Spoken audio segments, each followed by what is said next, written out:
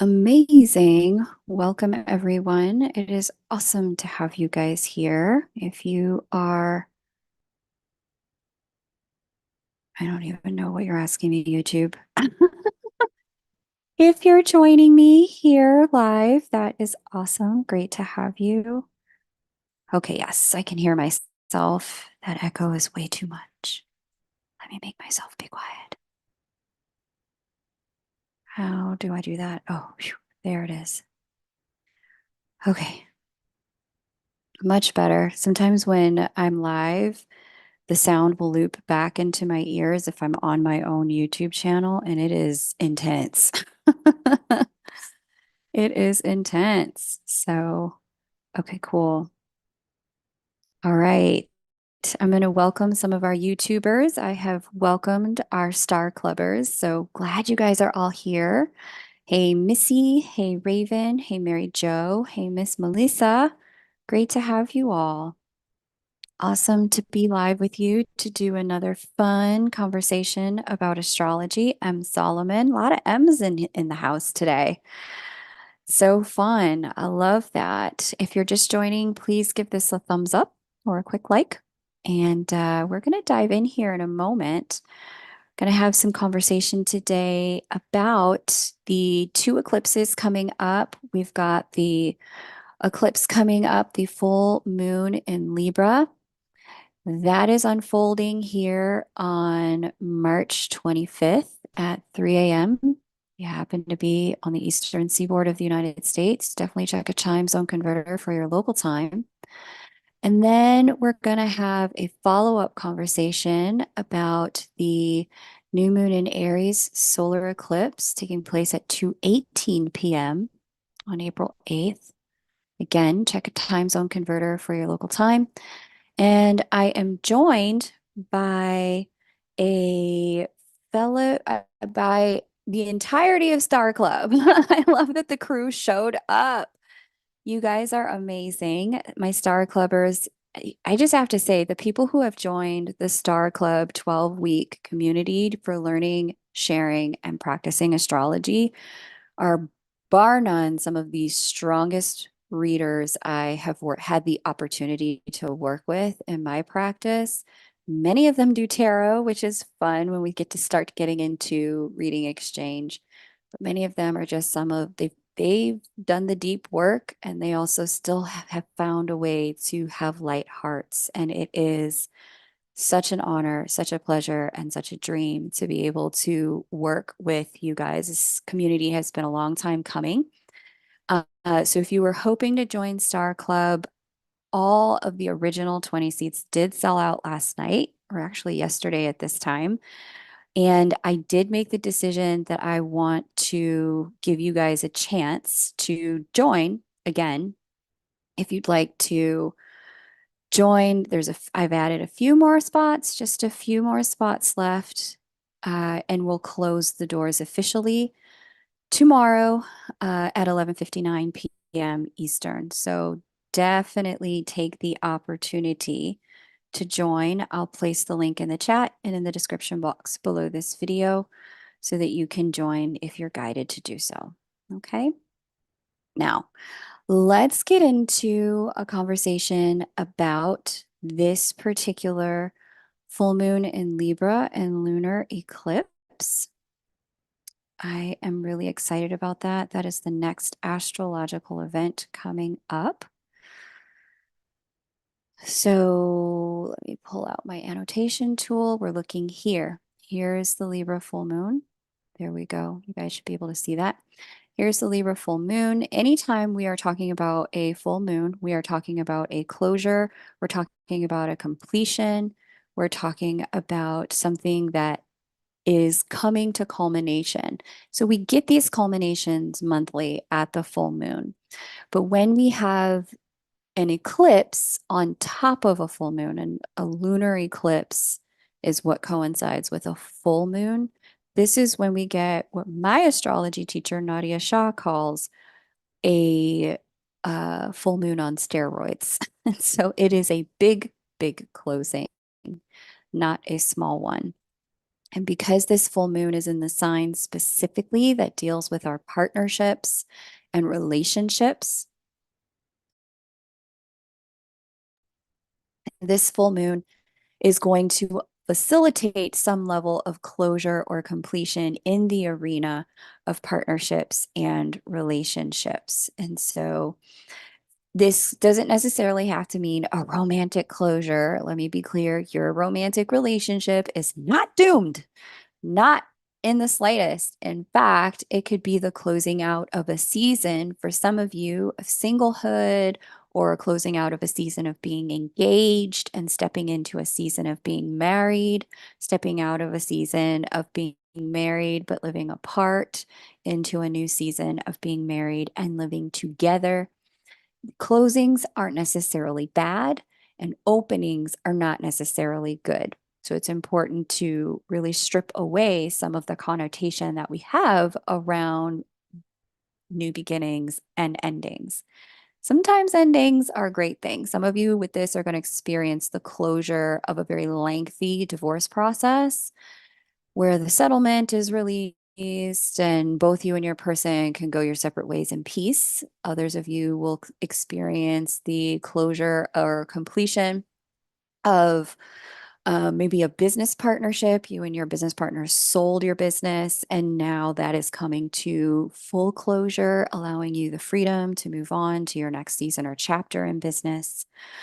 And so there's lots of this in the air that is unfolding at this town, but it's for the time, but it's for the purposes of opening up much, much more of what's next for us in our love timelines, our collaborative timelines, and our partnership timelines. This particular full moon in Libra lunar eclipse is having some interesting conversations. So we get it in conversation with the sun. We also see, looking around the wheel, that Neptune is in close enough proximity to be a major component of the conversation, which brings the house in your chart that Pisces governs into focus as part of where the closures will be with people. So you have, let's say, a Pisces fourth house. Pisces is home. And so you may have some sort of closure with a home partnership or collaboration. This could be everything as simple as like, oh, my downstairs tenant is moving out. Now I get to have a new lease, or somebody new is going to lease, the space that I have in my home. It could go even further than that to, in terms of partnership and closing in the home, like you and your spouse deciding, oh, okay, we love being married, but we hate living together. We're just going to move into separate spaces. You could sell a home. This kind of thing could also happen. And so lots of changes in the world of collaboration and with people. Some of you may already be feeling like, yeah, I know that there's something I'm involved in the world of relationship and partnership that I do need to step out of. Either my partnership with my business partner, my project partner, it's just not working. I need to wrap this up, or I need to take it to the next level because the current configuration just doesn't work for me. Like, we need to get under contract. Instead of being so loosey-goosey, we need to actually step in with real commitments and division of labor, closure, opening, these kinds of things. Pay attention specifically to the house that Pisces governs in your chart, because that one will be expressly indicated in terms of the people these closures and openings may take place with. We also see here involved, we see a little bit of influence here from Pallas, and I've talked about Pallas at the last full moon. To some degree, Pallas is having a conversation with the new moon that I just did, new moon in Pisces. Pallas is having a conversation with this full moon as well. And so Pallas is this conversation or energy that's all about protection, self-protection, and striving, like a motivated movement toward protection. So with Pallas here, I really love seeing this as part of the conversation. She's resting in the sign of truth, faith, optimism, higher education, publishing, long distance travel. And so there could be indications in those areas of your life of something coming to completion and moving into its next iteration. We also see communication coming in a bit from Follis and Ceres, who we have been talking about quite a bit on the channel in the last two lunar updates. Follis, and you look at the mythology of Follis, specifically all about poison, toxicity, self-sacrifice, where those themes have poisoned the well, maybe some self-sacrifice, some martyrdom, some lack of boundaries when it comes to partnerships and collaborations, or partnering with people who do that. They martyr themselves, right? They give too much.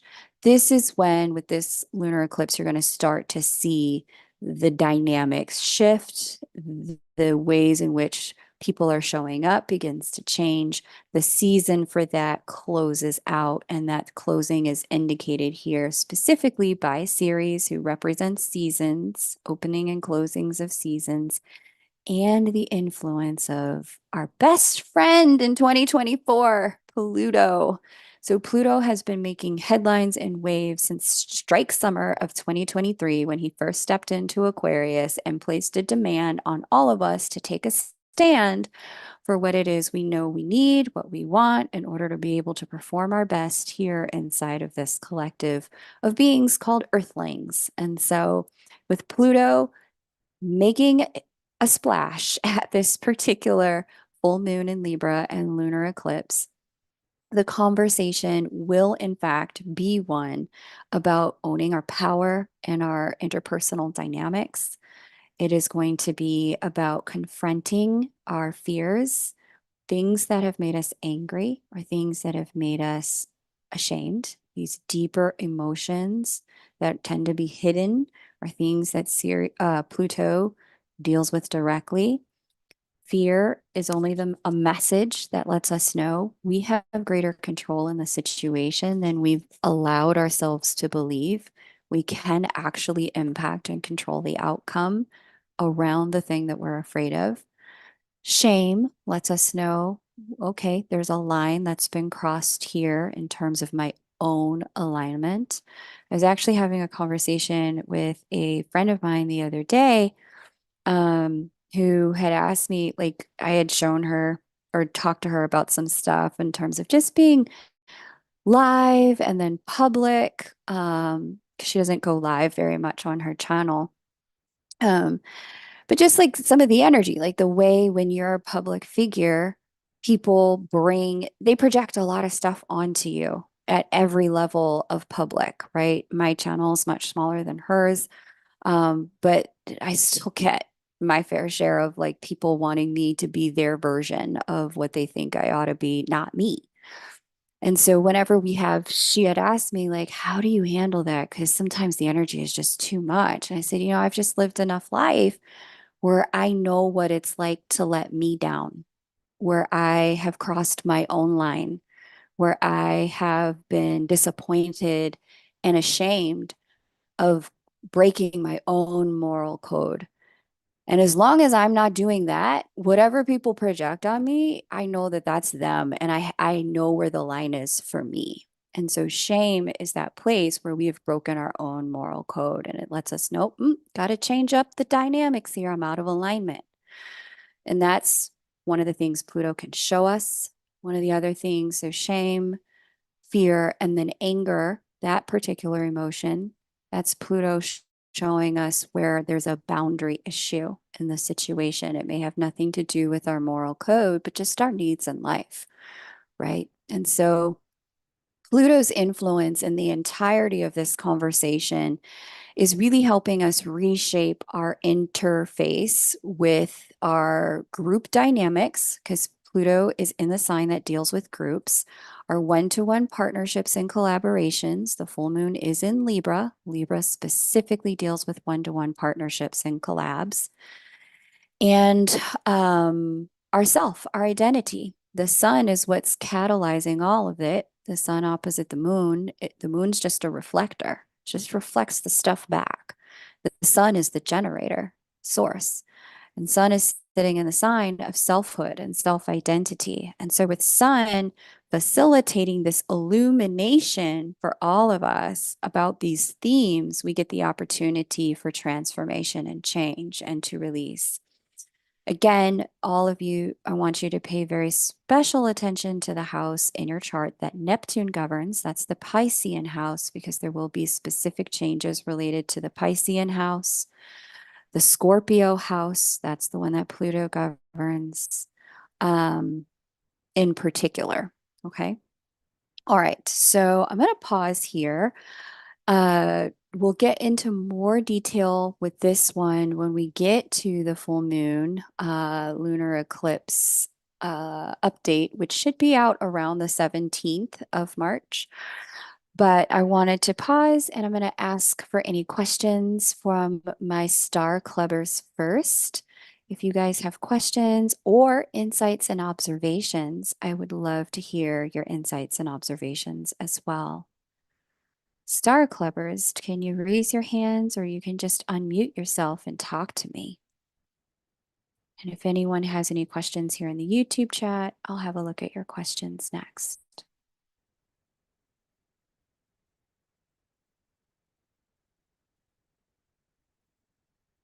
My star clubbers are quiet today. No questions. Hey, I see someone's unmuted. Hello. Hey, it's me. Hi, me. And, I think everybody probably wants to chat. I just managed to figure out how quicker.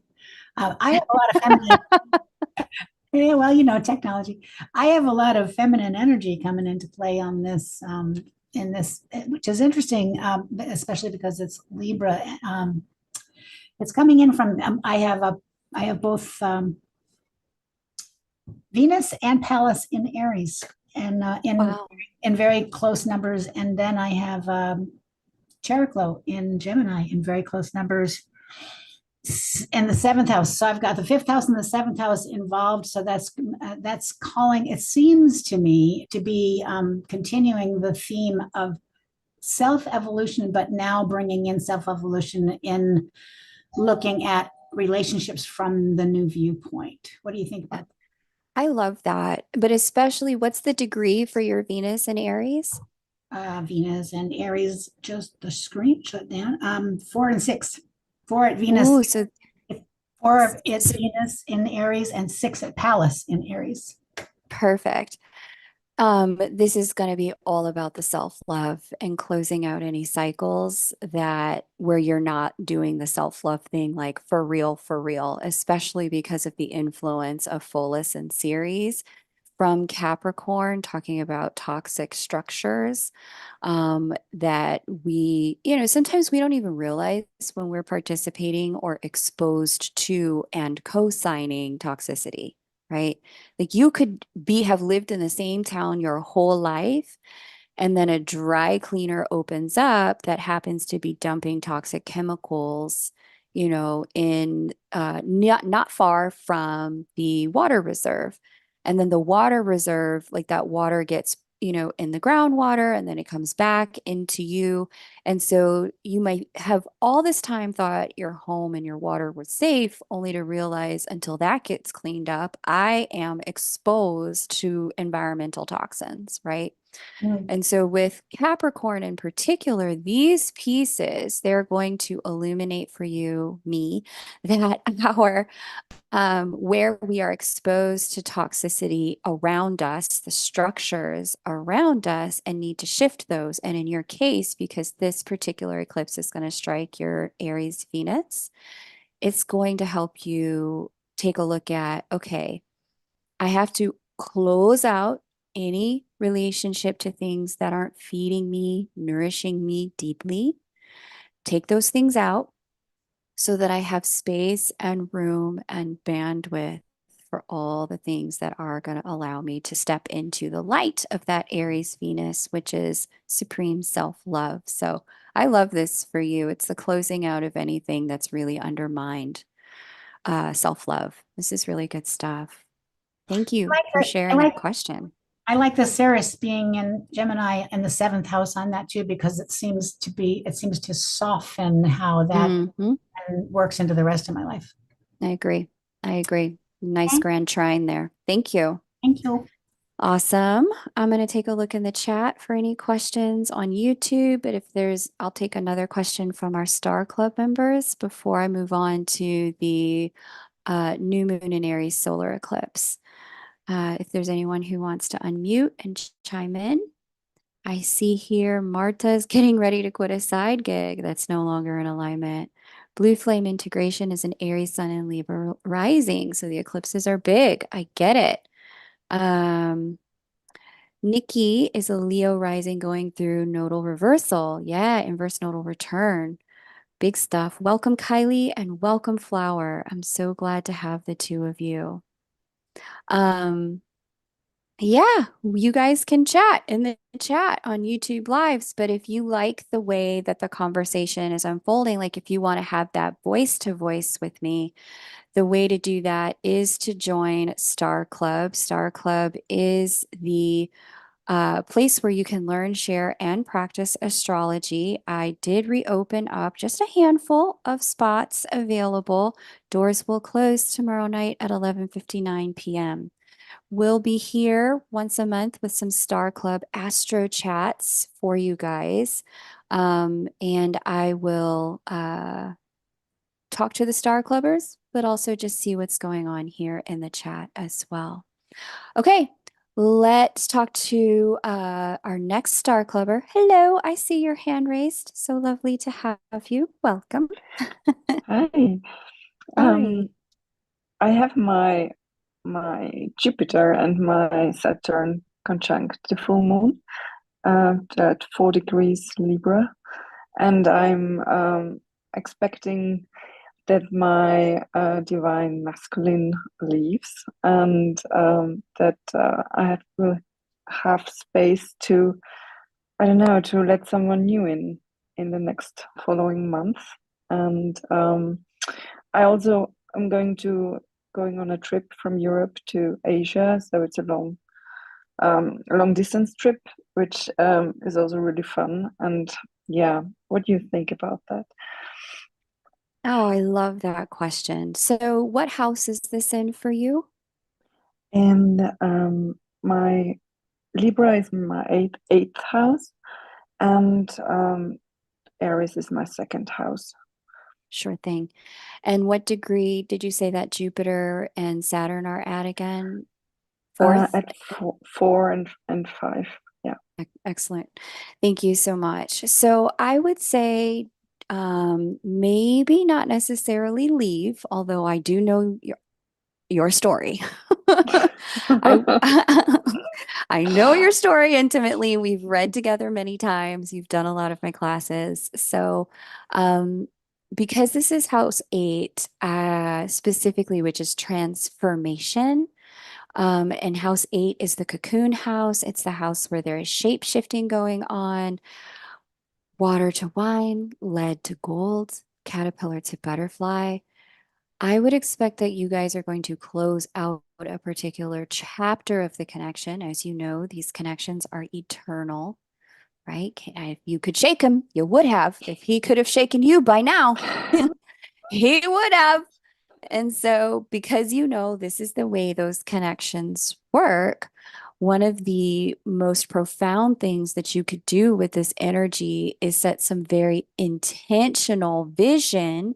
And here's that Neptune opposite these placements, and in specific, Jupiter, which governs divine masculine energy. Neptune will be in opposition to this eclipse, and Neptune specifically governs vision. Anytime we're looking at specifically things like in the entertainment industry, the arts or music, the visual arts, I would actually start to use this to manifest something very specific in your case. And that Mm. specific thing that I would say you want to manifest is the closing out of back and forth cycles, that you really use this to very intentionally evoke some stability, that this is and some balance, because this is a full moon in Libra and things between the two of you have been imbalanced for so long. that you really use this to evoke some balance within yourself, and you ask God, ask spirit, ask the divine, the team that supports your connection. I would ask them, hey, where can I evoke balance in me, sun as source and sign of the self? Show me the vision, Neptune, for creating balance in me so that I can evoke balance in the connection. And I would ask for that insight to be shown and revealed to you during this full moon in Libra lunar eclipse. And it can be. This is the kind of full moon in Libra lunar eclipse where you can see, you'll be able to see, because this is taking place for you in the house of hidden things, the cocoon, the house of transformation. If there's any shadow side to you that he's only mirroring back and is coming and going, this is when you can be invited to look, to see, to change it inside, which will place a demand on the environment, the atmosphere, the program of the matrix to change it in the outside too. Mm. How do you feel about that? What do you think? You think you want to try that Wow. on? Wow. Yes, that's wow. Thank you very much. That's a very good input. Thanks. Thanks Amazing. a lot. Yeah, you're welcome. Okay, so if you like that, there is more of that. Like I said, I'm doing this every single week with my star clubbers where we're breaking down a particular chart for roughly 90 minutes every Thursday. Once a month, we'll do this live on YouTube. But if you want to join Star Club, there's the link in the chat. It'll also be in the description box. There's so much more in Star Club, which I won't bore you with the details now. I'll talk to you about it shortly. But let's talk about the new moon in Aries solar eclipse, and then we'll take some more questions. So, the new moon in Aries solar eclipse is taking place on April 8th at 2:18 p.m. You happen to be on the eastern seaboard of the United States. And we see here that this solar eclipse, opposite energy of the lunar, right? So, we just talked about full moons being closures, lunar eclipse, as my astrology teacher taught me, Nadia Shah, closures on steroids, full moons on steroids. New moon, solar eclipses, new beginnings, and new beginnings on steroids. So let's take, and we delineated it. New beginnings aren't necessarily good, and closures aren't necessarily bad, right? We just talked about a way to get something good out of a closure in the with the star clubber that just came to voice and gave us that example. So here's our new moon in Aries solar eclipse at that 19th degree of Aries.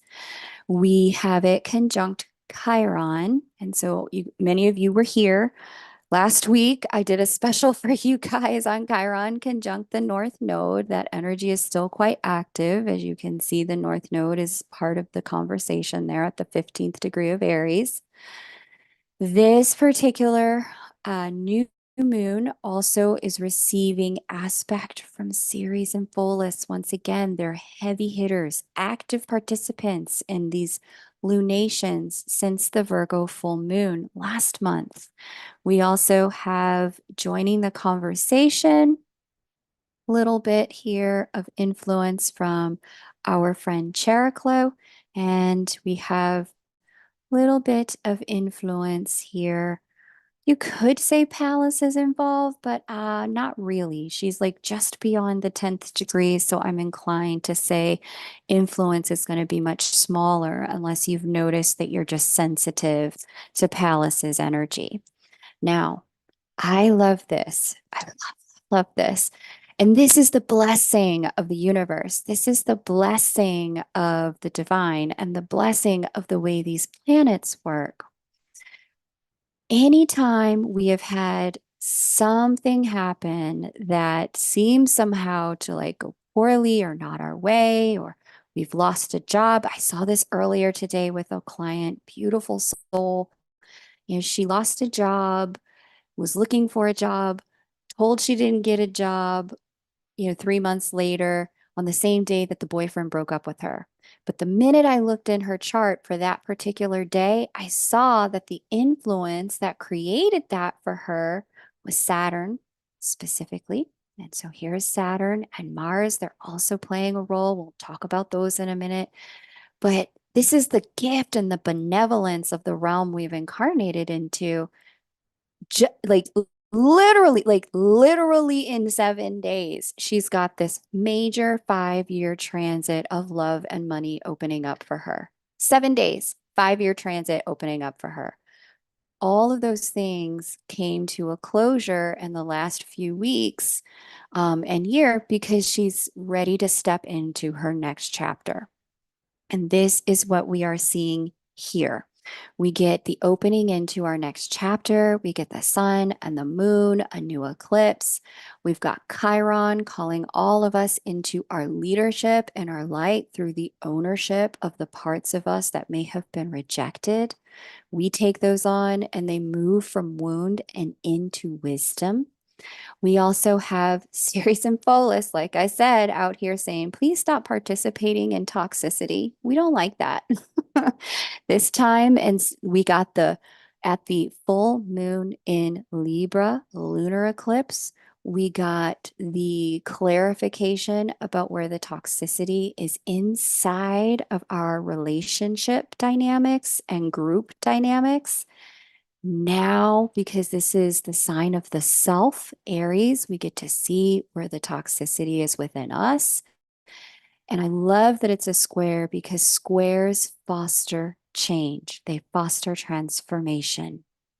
We get Saturn here having this beautiful restorative conversation with this solar eclipse new beginning from Pisces. I have been feeling the Saturn and Pisces energy.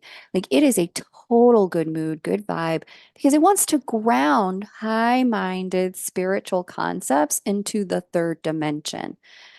So for me, and I've seen this a lot for my clients too, like in my clairvoyance, like the visual that my guides and my team have given me for this is very much like this like crew of like interstellar, like beautiful star seeds descend, like the ship got here ages ago, but the doors to the ship have opened and we're all coming out into the third dimension now to help work with, serve, support, co-create with the other earth beings. And so much more grounded spiritual energy than a lot of the stuff we saw coming out of 2020. So Saturn and Mars in conjunction are giving us a ton of motivation to get stuff done, but without being hasty and crazy with it, the way Uranus likes to have Mars behave. This is a far more balanced Mars. And so this is where we start to see plans start to take shape. We start to see intuition and motivation collide. So it's not just one, it is both. This is also where we start to see an opening of opportunity for kind of stepping into greater selfhood, greater authority, greater ownership of who we are and releasing conversations about who we're not. And so where people have been and we've allowed them to be a part of our world, and participate in our lives by being half, less, a quarter, a third of ourselves in order to be connected with them. This is about the time when we go, yeah, nah, I'm not doing that no more. I'm kind of over it. Well, you can miss me with that. I'm not doing that. So you need somebody to do that. Here's who I recommend. Um, some of you are experiencing this in the world of work. I know I certainly am, where I am having the conversation where I'm like, you know what? I really want to teach more. Let me build ways to do that, facilitate ways to teach more, because I can reach more people, have greater impact when I'm in this arena. I can change more lives this way. And so there's just a building of alignment and releasing of all things that are out of alignment with this particular one, but it comes through the ownership with Chiron there of our rejected bits and pieces, our repressed parts of self, the parts of us that we don't really, we've allowed other people to poke at or like agreed with them, that somehow that part of us is less than. No, no, it's not. You're good. You're fine. You're just doing it your way, and your way is the way it's supposed to be. You're here. You couldn't be here if it wasn't supposed to be that way. The Cheroklo influence, and this is the benefactress. She works as the divine intercessor here. The divine intercessor in this location is opening up an element, especially because she's at the sextile angle. This is the angle that brings blessing through our efforts. It's literally like your divine team, your guides, Holy Spirit, your ancestors, whatever you want to call it. They are literally standing right next to you as we walk into this solar eclipse and going, tell me what you think you've lost that you want back. And I will give you something better for your trouble, better for your pain. I love this. It's one of the most beautiful eclipse energies we could possibly have, because it's a birthing energy. It's filled with this becoming of more of ourselves and a releasing of everything that's not. So it's a perfect energy coming up after the closing eclipse that we just saw 2 weeks prior. So if you missed that lunar eclipse in Libra, full moon in Libra conversation, I definitely recommend you go back, have a listen to that. It'll be time stamped if you're when I'm done here later on today. But let's stop here. I want to take some questions from my Star Clubbers. Is there any member of Star Club who has a reflection or a question that I have not yet heard from? Yes, I see someone has unmuted. Hello and welcome. Hi, Kay. So I actually have my Jupiter in Aries in the first house. I'm an Aries rising. I'm just wondering, what is the best way for me to be working with the solar eclipse energies? And should I put the focus on just me or on me in the way I want to create myself for future service to others? Does that I make love sense? that. It does. Tell me what degree your Jupiter is at. 10 degrees. Okay, so it's pretty closely connected. Um, which would make your ninth house the house of Sagittarius. Is that correct? Yes, part of it, yes. Excellent. Part of it. First part. Second part, actually, So the first part is Scorpio. yes. No, Is the first part of your 10th house Sagittarius? the first part of my ninth house is Sagittarius going Okay, into Capricorn. perfect. Okay, great. Thank you. So I would say the latter for you is where it's at, where you are focusing on recreating yourself in the world for service. This is absolutely an identity related thing, since this is your first house, and really looking at, okay, who am I now that the smoke has cleared and the dust has settled? Because there have been some pretty significant changes for all of the Aries, but especially a first house Aries in the um last, I would say, since about 2020. All of the Aries, all of the Libra first houses, Sun and rising, all of the Cap and Cancer, Sun and rising folk, y'all have come through an identity shift unlike any other. Like, y'all are different humans. Like, you're unrecognizable. And so, specifically because this is involving your Jupiter, and Jupiter's the ruler of the ninth, but also probably the 12th for you, I would say a lot of this is about starting to explore in terms of raw material what you have available to work with now. If you haven't done any writing or journaling, given that this is the ninth house in Sagittarius, I would recommend it. I think you're going to get a lot of insights and downloads through journaling and writing. But I would also say, if you get some invitations to travel, either from spirit or from friends and family, just go for it. there's something in the world of travel for you that's going to broaden your horizons, solidify some of this identity stuff that's opening up for you. I think there's more to come on this as we get to the fall eclipses and that Jupiter gets struck again more directly this time with the fall eclipses.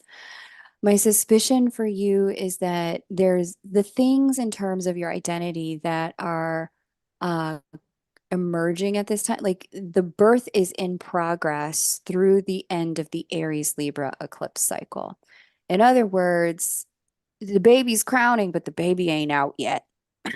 So we have a lot more beautiful, fresh, newborn you energy that's going to come to the forefront and allow you to start to see where you can fit as a puzzle piece on life's puzzle that is still coming into form. So enjoy this. There's new you here. The one thing I would say be mindful of in this is not letting yourself slip to like an autopilot back into old you because of the Chiron influence that can have you feeling either a little tender, all of us really, about, being connected to other people or tender or being alone. We can feel a little bit like, oh man, like I guess it wouldn't be so bad if these people connect with me in this way, but not that way. If you've just outgrown it, stop being there. Go places that you can be all of you. Embrace yourself and all your parts. Okay. That sounds amazing. Thank you. Yeah, it sounds really amazing as well. I see another one of our star clubbers that I have not heard from has unmuted. So I'll take your question next. Hello. Hi, thank you. I wanted to see if you could comment a little bit, and I just wanted to see if I'm accurate with this. I'm practicing my skills, and I see that Jupiter, Juno, and then you were talking about Pholus and Ceres. Is that considered a grand trine? It Since would be if, yes, so they're all in the same element. So you did nail that. okay, Perfect. Perfect. You did nail that. We have Jupiter right there, Ceres right here. Lilith would be the grand trine.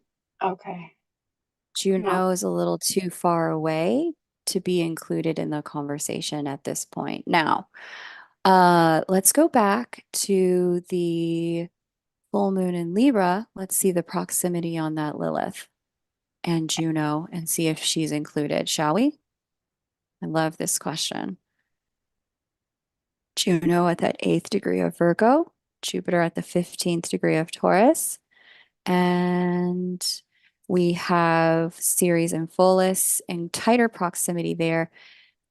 This is still pretty loose in terms of Grand Trine. I would say the peak of the Grand Trine energy was a few weeks ago at the full moon in Virgo with this particular combination, which is why that period of time felt so heavy, so consequential, so laden with choices. But now that we have some of the configuration loosening up, we've got Juno continuing on her retrograde path, Jupiter widening out the range there, moving much more toward Uranus. The only glue here is these two, but it's not enough glue to make this as heavy hitting a conversation as, let's say, that full moon in Virgo was a few weeks back. But yes, you have the right idea. All the okay, same element, as long as they're close enough in degree proximity, then yes, we are talking about a grand trine of that element. Great question. Do you have another one? I do. I have my so Libra rising. And I noticed that on my chart, I have full moon um, conjunct Pluto, and Pluto's in my 12th house. Libra's in my 12th, first house, but it's also part of it is in 12th house. And I was just trying to just make connections as far as where I'm at and what do these energies mean for me? And that's why I was like looking at at that trine. And I've noticed that it, um it's easier for me now just to um it's almost like a big shift of energy for me where I'm finding it easier to have better boundaries and to not be self-sacrificing and to it, you said it a little earlier how where I just feel like a whole different person and it's easier for me to be easing into that energy and owning it and I'm just trying to make sense of that. What about owning your power is not making sense these days? I love this for you, by the way. Yeah, what about not owning my power? Um, letting go of doubts and not being scared. Hmm. Yeah, so I think I kind of shared this with you all that and not, just here today, but in because Pluto has been such a dominating influence for all of us collectively as he has wrapped up his transit in Aquarius or in Capricorn and moved into Aquarius. Um, I spoke about it extensively last year and a lot of the lunar updates this year so far as well. Did two specials on Pluto that you can find in the live section of my channel. But what I will say is this is the nature of it. This is what it feels like to own your power. It feels scary. It feels shameful. It can make you angry. You're not doing it wrong if those feelings are there. The only way that you can mess this up is by choosing to do nothing and allowing things to stay as they are. When Pluto is so clearly providing an instigating catalyst to stop letting things be the way they are if they're not working for you, right? And so, it's okay to, speak truth to power with your voice quaking. It's okay to walk down the aisle for that marriage with your knees shaking. It is all right to go off to drive to college, if you've graduated high school with tears streaming down your face. This is the nature of letting go of attachments and old structures, right? Um, so if you're looking for, this to be something that feels, I know you're not, I'm just using this as an extreme example, orgasmic, we're not going to get there today. We have to first have the conversation about how, like, let's just take the first steps. Like, when a baby takes its first step, it falls down a lot. It goes into, like, it wobbles, it shakes, and then it falls down. That's the nature of these first steps. They're going to feel like what you just described. And you're not doing it wrong if it feels that way. That actually tells me your head is not in the sand. You are not trying to pretend like this is a nothing. You are literally doing the best you can to actually be out here in the arena making some changes. So kudos and good on you. Good on you. Amazing. Okay. So I love that. We're going to stop there for now because we have a special guest with us, another one of our star clubbers. We're going to take some of this deeper. I know that there are many of you here on YouTube who like practicing astrology. You're students of the art form. You've gotten a lot of benefit out of either private reading with me or just simply learning through looking at the charts and the lunar update. Part of what we do in Star Club is to take that deeper and look at individual charts, either the chart of yourself or a loved one. For some of my Star Clubbers, this is going to be the chart of a child or a parent. For other ones, it's going to be the chart of maybe their business. But today we are joined by Lane, who has provided the chart for her counterpart, and we are going to have a look at her counterpart's chart, some questions she provided me with, and trying to understand what is going on in her dynamic. Star Club is the only place where I am looking at counterparts charts at this time. I don't offer it on my website. You can't buy it in a private reading unless your counterpart is coming with you and it's a couples synastry reading. But if this is something you're interested in, I strongly recommend you consider joining Star Club with us. Star Club is your opportunity to learn, share, and practice astrology with me. The majority of spots sold out yesterday afternoon at this time. To be honest with you, I was pretty blown away. I was not expecting that there would be such interest and that it would move as quickly as it has. But since it has, it is to my great pleasure that I get to offer some more spots available within the community. And so I want to invite you to join me in Star Club now. Let me just reshare the screen, make sure you guys can see it. There we go. The link is in the chat, but it is your opportunity to learn, practice, and share astrology with me in a limited 12-week community where you get to do things like trade readings. There are plenty of tarot readers who have joined the group. I'm fully impressed by that they would also come and learn astrology with me. But you can also get access to Star School 101. If you know nothing about astrology, you get access to 101 so you can learn. And then you're with me every single week to answer questions. And you've got community that can answer questions as well. And what you're experiencing right now here on YouTube with us is what's called an Astro Chat.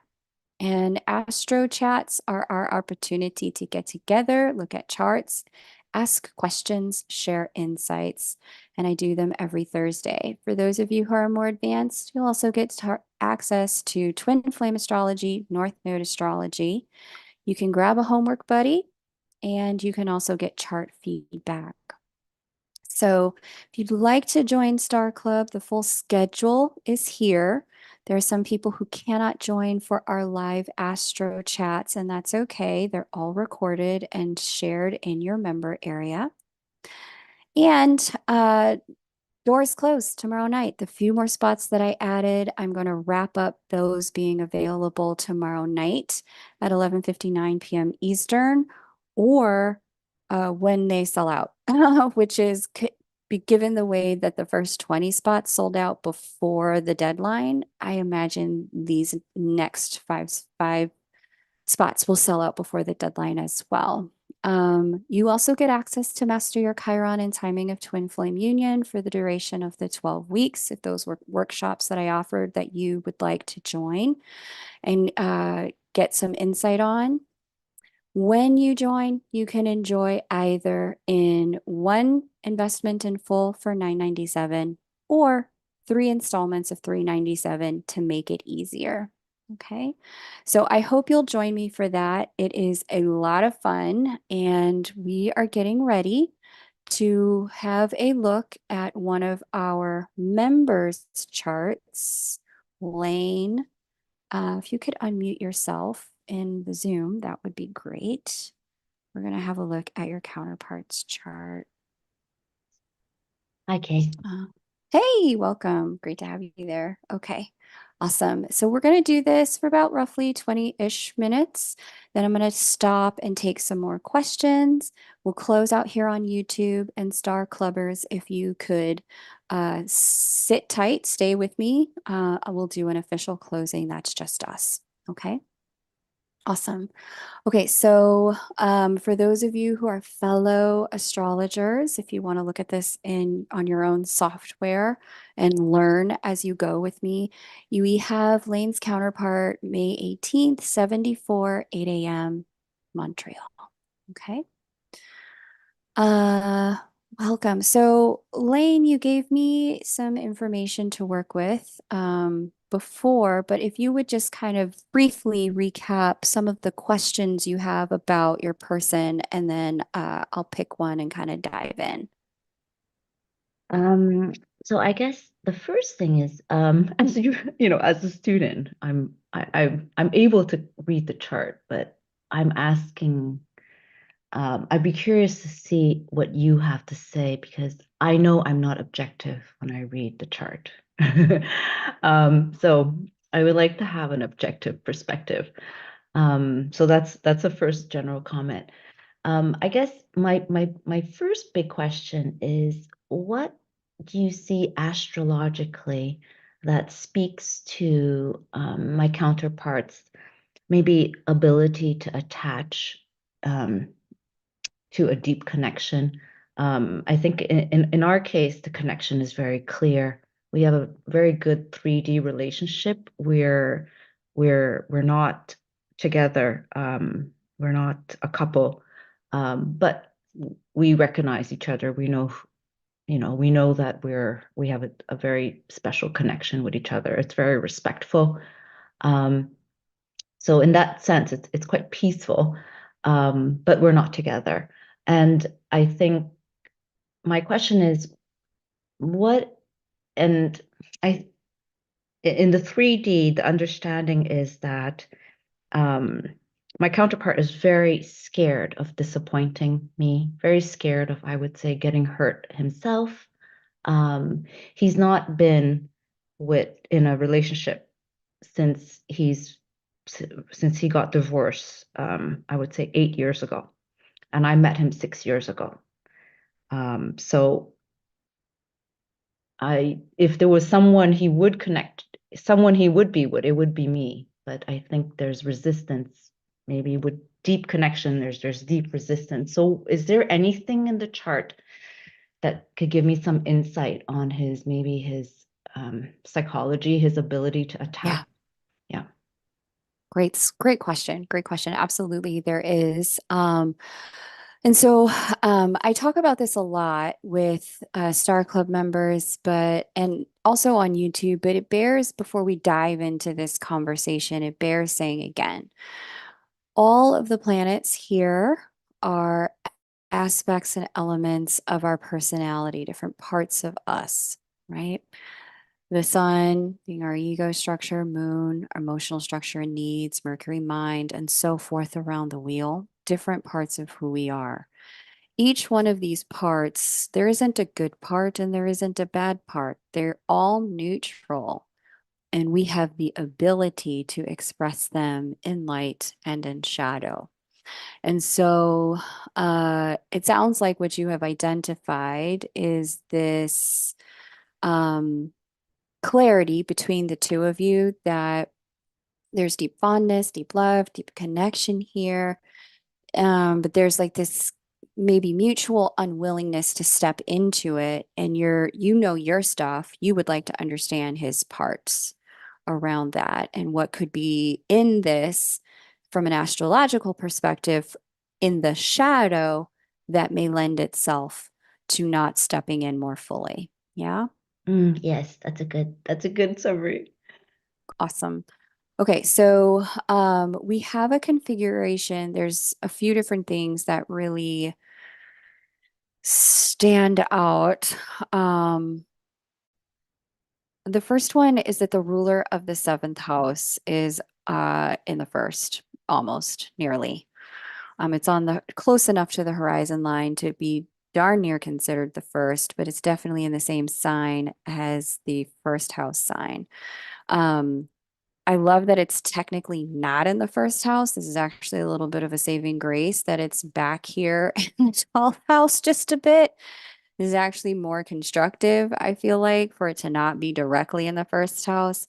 Whenever I've seen the ruler of the seventh, and so house here is Capricorn. The planetary ruler of Capricorn is Saturn. Whenever I've seen the ruler of the marriage and partnership house in the house of the self, these tend to be people who take their commitments to themselves pretty darn seriously. and place them above any partnership commitments they may make. That can be a thing that can foster in relationship a circumstance whereby a connected person to those people can feel very let down by those people when the connected person doesn't have the same configuration. For them, many connected people will find that taking care of the connection feeds them. For the ruler of the seventh and the first house person, for them, taking care of them really feeds them. And if they can be in a really, really good place, they might have enough left over to do some stuff with other people. Read for several of these folks. Many of them have said that they have found relationships energetically, emotionally expensive endeavors where they frequently find that they either feel they themselves are shortchanged or they are shortchanging somebody else. And are very comfortable, these folks who have the ruler of the seventh house and the first house, very comfortable. They can live lives very comfortably committed to themselves beyond commitment to somebody else. Now, I know because we had like a little chat before we jumped into this, that that's not always the case, especially for this person, because this person got married, right? As you said, and they are actively, involved in, the care of a child, their child, that kind of thing. So it's not an exclusive thing. It is a pattern that can be shifted. What's required on behalf of an attached person to a person like this is to really understand what is this person's needs for time, energy, space, and attention from themselves to themselves and to support their relationship to themselves. Now, we all need that. We all need our relationship with ourselves supported. It's very destructive when somebody comes into our life and then wants to, have us relate to us in some way that works for them. Like, you want me to mitigate my relationship to myself through your lens? I don't think so. And simultaneously, these are people for whom once that watering, nourishment, and partnership with self breaks down, their capacity to give to anyone else is completely kaput. You find that they actually don't become very good partners. And when that has happened, because, they just want to participate in love the way life says you're supposed to participate in love. Society says you participate in love. When they start doing what the rest of the world is doing around love and connection, you'll find folks who have the ruler of the seventh and the first, you'll find some of these people very quickly being very disenchanted and disillusioned by relationships. They start to lose some of the magic for them. They find that for themselves, it's so expensive, it's not worth it because there's too much of an either or and not enough both and. So, like I said, for the partner, it's really imperative that you do some work to live into, okay, what is it this person needs from themselves? And how can I support them to get it and not abandon self in order to be with me? That kind of like, super cozy, we do everything together all the time kind of relationship. And it, like we're all up under each other every minute of the day. You know, that kind of thing doesn't really tend to work long term for the person who's got the ruler of the seventh and the first. These tend to be folks who do need a significant amount of time given to themselves, not from you, but from themselves, to just listen, to hear, to feel, to think, to process and integrate, to decide and choose. Their first partnership seems to be their partnership with themselves. And it's not pathological in any way. It's just once they've got that, they are at their most nourished to be able to support another person in their world, to really enjoy another person in their world. So that's the first thing. But before I get into anything else, um, there's other stuff here. I want to ask you, how does that track with what you have seen to date? That's what he actually explains to me very honestly and very clearly. I understand it, but he knows himself. And I think, he says that that's what he's protecting me from because he's not sure at this point if he has the bandwidth to be a good spouse, a good boyfriend, a good relationship partner, right? So Mhm. he feels the limitation, and I think the counterbalance is that he has a very high expectation of what society asks of, I guess, a relationship partner, right? Which is Mhm. not necessarily what I need. But that's what his expectation is. Capricorn's very traditional, right? Seventh house. So Mhm. he has this view of a traditional relationship is supposed to look like this. You're not supposed to have the ruler of the seventh house in Capricorn in the first house. So Mhm. I think he Mhm. has difficulty reconciling that with himself. So what you say is quite accurate. Okay. Gotcha. Maybe if it was 8:30, let's say, it's not 8 a.m. is maybe not the exact time. Saturn might be in the first house. I don't know. More directly, Yeah, yeah. more directly. So it's very close. You're right. That's very accurate what you just explained. Okay. All right. So if there's no questions there, let's add some layers, colors, and nuance. Um, when we have Capricorn as the ruler of the seventh, and this is going to be true for most, not all, Cancer risings. When Capricorn or Saturn is the ruler of the seventh, so Aquarius could also be the seventh house as well. This tends to be people who don't settle until later in life. Folks who settle, they may have other relationships younger in life, but they don't really start to get into the like relationships where they can relax and be at peace and grow with a person until after their 40s or 50s, later in life. Like that tends to be the start point for relationships for them. And so, again, I want to repeat what I just said because there are many of you listening going, oh my God, that's me. I'll never get married till I'm 50. Okay, moon, boom, baby. No, that is not what I said. You will have relationships when you are much younger. This man clearly is a good example of that. And things tend to settle in the world of relationship, calm down, less musical chairs, more longevity, more ease in the spirit around being in a connection, more like the quality of folks who are the right fit for you and the level of establishment that you require of yourself to be a good partner and of another person to be a good partner to you. Those are things that tend to happen as we approach our 40s into our 50s, that level of continuity and stability that Capricorn requires to be at ease. The seventh house of marriage will give its best under Capricorn's influence after folks have had time to mature. And so, especially if, this person has, maybe had a relationship where as it ended, the feedback was you're not available enough. You are not present enough. You are not open enough with me. You're focused too much on Capricorn things like work and time.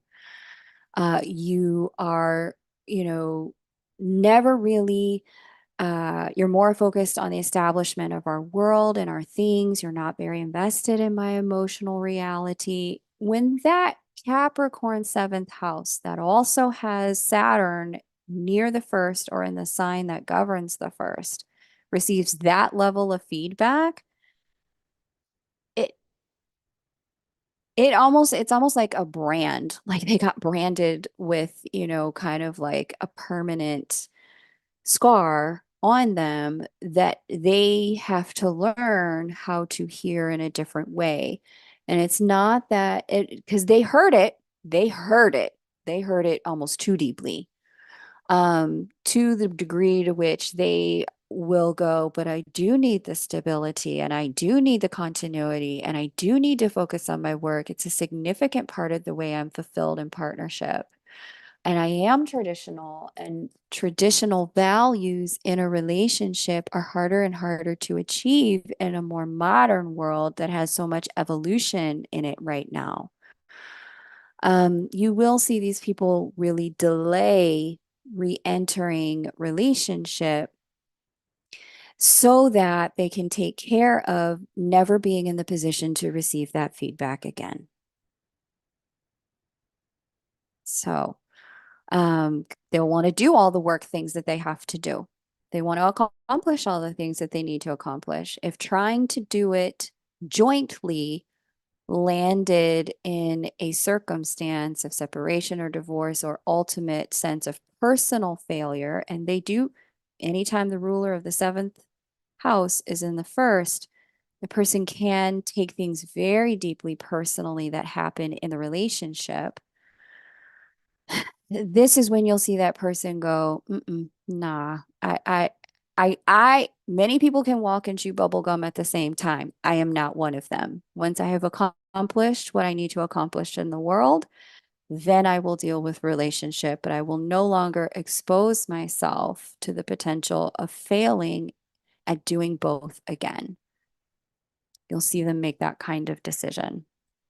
So, something to consider and keep in mind as you're, observing here. I mean, Lane, you're just so loving. I love that you learned this about your person, you accepted this about your person, you supported this in your person. Like you sent them someone to help them in their business from your business. Like who does that? Like that is like the epitome of I see you. I see what is important to you, right? It's a very loving thing to do. But it's nothing wrong with this person. This is just the way they do it. Now, with these folks, I can say setups that can really work well for them are relationships that are a little bit more like vacation ships, where you get to have like a discrete period of time where y'all are together and then they can go back to work and then discrete period of time and then they can go back to work until they feel like they have accomplished what needs to be accomplished in the world of work. And then they'll have all the expansiveness of time for romantic connection. Another way that you can find this really works well for some of these people is that they can like be married but live alone, right? Not necessarily, or have like, the top two floors are my floors, the bottom two floors are your floors, and we sleep in the same bed every night, but we have entire lives that are our own, that kind of thing. And so yeah, those are two examples, not the only examples, but ways that you can work with this without necessarily needing to put off marriage forever and ever, or, just never have a relationship. I don't know that we're built for that either. Let's go on to some other things that I'm seeing here. Chiron, Venus, and Moon. Oh, yay. I see somebody else joined Star Club. Yay. Happy you're here. Welcome. Okay, so Chiron and Venus, let's just take them one step at a time. Chiron and Venus in particular are fostering this sense of whenever you see the Chiron and Venus in somebody's chart, and you guys let me know in the YouTube chat, are any of you guys Chiron Venus people too? Chiron conjunct Venus, Chiron square Venus, Chiron opposite Venus, Chiron sextile Venus. Are any of y'all Chiron Venus people here? Whenever you see Chiron and Venus together in a chart, these are people who love in a very particular and special way. It doesn't matter who gets the blessing of being loved by them and But when they love people, there's something about the frequency that they exude that's actually very healing for other people to be around. It helps create a lot of wholeness for other people, even if they don't have that wholeness in themselves. They being in the presence of the Chiron Venusian person is like being in the presence of like a life-giving waterfall. Like they just have this capacity to give and give and give and be present and open and like share everything or anything that you might need in order to feel loved. Now, based on everything that I just told you about in terms of his personality, now you're starting to understand why he has this idea about himself. I cannot walk and chew bubblegum at the same time. I am way too generous. When I show up to give, I give everything. That's the nature of a Chiron Venus person. There is a way in which when Chiron and Venus come together in a chart, they open up not just a healing and love, but in your person's case here in Aries, it helps other people find themselves, like find their identity, find their motivation, find their truth. Valerie, I'm not surprised. So Valerie in the chat there, Venus square Chiron, this is some of your superpower. So my Venus square Chiron people understand this, or Venus conjunct, Venus opposite, some of your superpower is that the way you love is a gift. And so, because it can take so much and require so much of you, like you don't have like an off switch. Like, there's some people, it just doesn't occur to them to give or to do or to show up certain ways. And it's not that they don't love you. It's just that it just didn't occur to them. Everything occurs to the Chiron Venus person. And so it can really lend it when you're shaped as a giver, as a puzzle piece in life's puzzle, frequently the pieces that will attach to you are takers.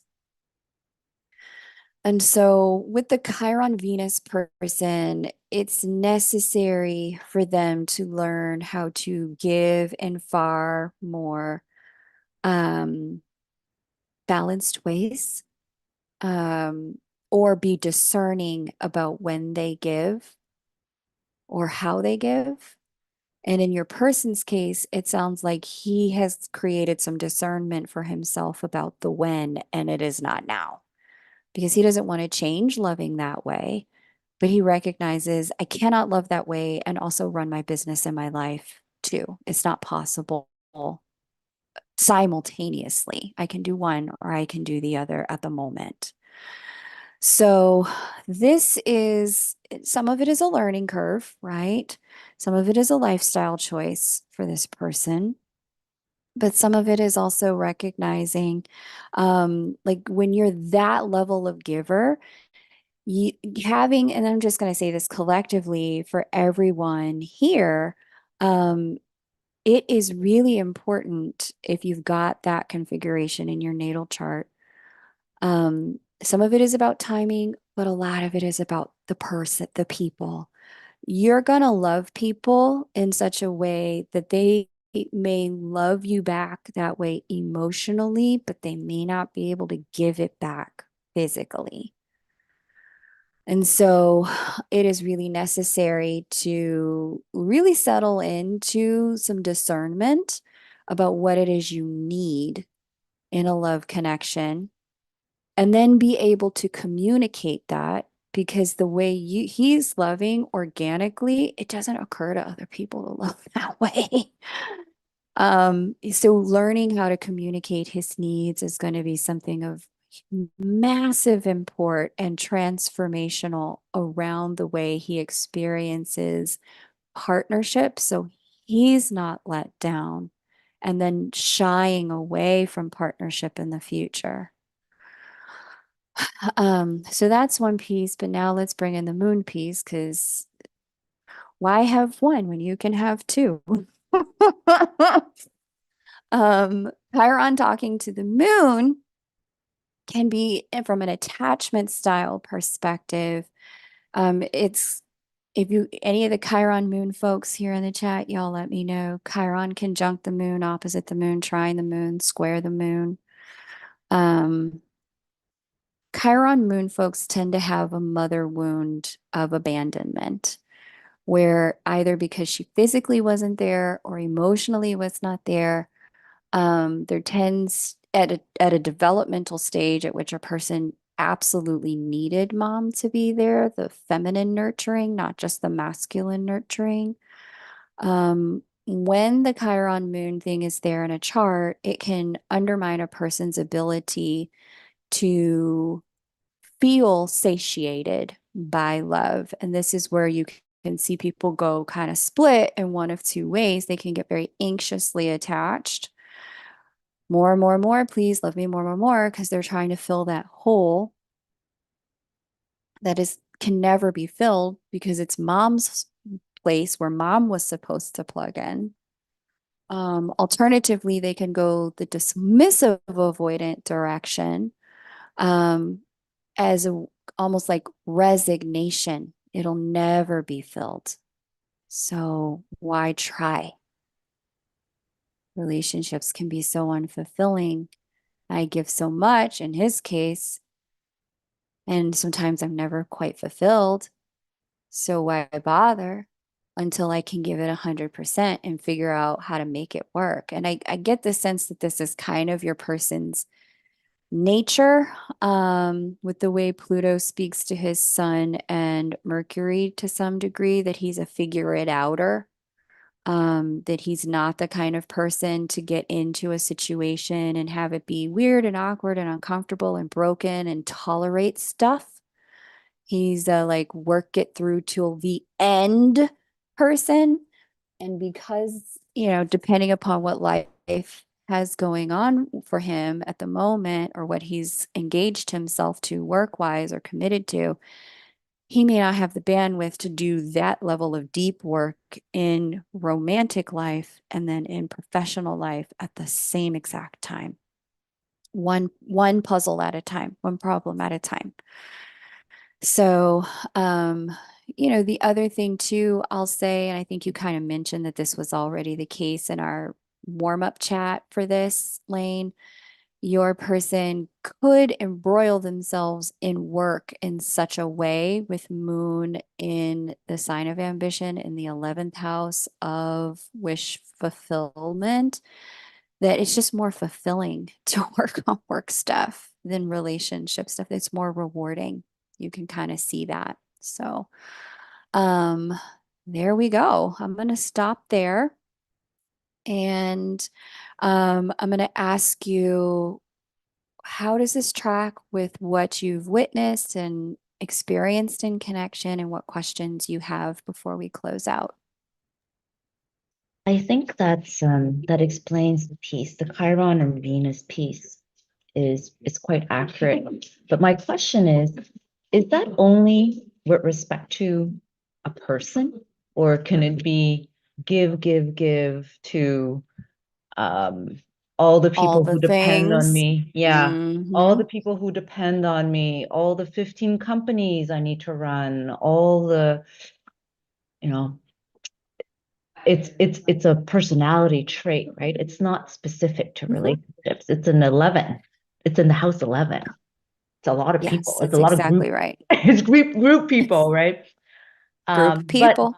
That's but right. it also makes for a very attractive personality, which is, this is kind of the magic sauce of the person, right? This is what makes them, well, among many other things, attractive is it explains it. It's the Chiron Venus energy. Mhm. For the mother, it's actually the opposite. It's extremely over cautious mother. Bearing. Yeah, to the point where he had a very serious operation, and she has no idea, because if he broke a nail, she would be full on panic. Odd. He's got both of them. We don't have time to cover all of it, Yeah, but he but yeah, has the lack of it's an emotional abandonment because she's sourcing a lot of her needs Yes, from him. that And makes total sense. That's it. that's the Pluto opposite moon, Chiron conjunct moon. That's exactly it. So Yes, she can't be there for him emotionally because she needs him to be there emotionally for her. correct. That is the accurate. When you have both Chiron and Pluto talking to the moon, you do tend to see that kind of mom in a person's life. It's still emotional abandonment, even if she's overbearing. Mm-hmm. Mm-hmm. Yeah. Yeah. Lane, thank you for letting us look at your counterparts chart today in Star Club. So my Star Club members hang out for like 2 minutes. I'm going to jump off of YouTube and then I'm going to address us as a small group, an intimate group, and then we'll close out. We're going to wrap up the YouTube component of Astro Chat for today. Astro Chats will be part of the monthly lineup of fun stuff we're going to get the opportunity to do together. If you are a member of Star Club, however, Astro Chats are something that we're going to get to do every single week. And we'll be able to look at charts and ask questions and take a look at not only your counterparts chart, but if you want me to look at your boss, your cat, your best friend, your business partner, I can do that and give you some insight. But more than me, you're going to have the opportunity to get feedback and insight from an extraordinary group of brilliant and talented astrologers as part of Star Club. Star Club Astro Chats, we meet every single Thursday for 12 weeks. And when you join, you do get access to 12-week access to Star School 101, 201, and 301. So whether you have never read before and astrology is all new to you, you can just do 101 and bring questions week to week. Use that 60-page workbook. It'll make some things clearer for you. And if you're ready to take it further, Twin Flame Astrology and North Node Mastery are available for you to dig much deeper, as well as the Chiron workshop and the Timing of Twin Flame Union workshops as well. I did open just a few more spaces, but I am going to officially close the doors tomorrow at midnight. So if you are listening to this and you want to join, easy to join with 3 installments of $397. Alternatively, you can take a savings when you invest in full in $997. There are a few spots left. I would love to have you. Going to be an extraordinary program. So thank you all for watching, subscribing, sharing, joining. Flower and Kylie, it was great to have you. To my moderators, Kim Mai, hello. Awesome to have you. Thank you guys for being here. More to come. And I will see you all in the next lunar update or Astro Chat. Take great care and bye for now. Let me